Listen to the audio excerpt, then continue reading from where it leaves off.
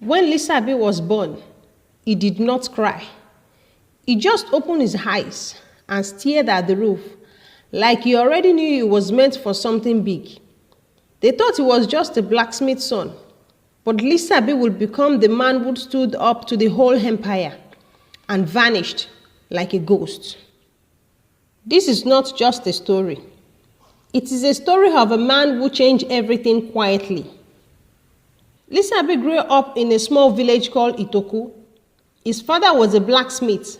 He taught Lisabi how to work with metal, but Lisabi also watched what was happening around him. The powerful Oyo Empire sent taxmen to collect food, money, even their children. People were suffering. Lisabi did not shout. He stayed quiet, but inside, he was planning. Across the Egba village, Itoku, Igbeyin, Ijemo, and other town men whispered in corner. They watched the same injustice, felt the same weight on their neck, and in their heart. A storm gathered, but who would speak first? As Lisabi got older, he saw that people were afraid, but many were hungry too.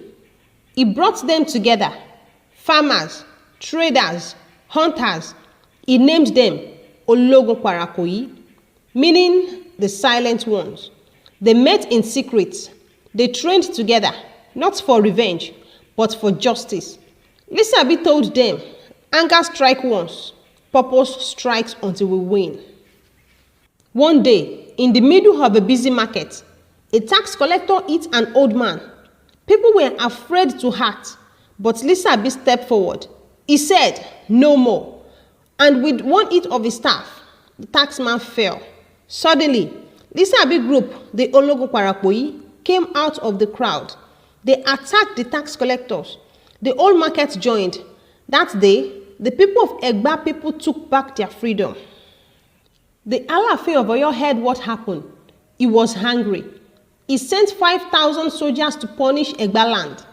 Their leader was a warrior called Oduro, the Red Blade, famous for his violence. Oduro burned village. He set fire to Lisabi's home, killed his family.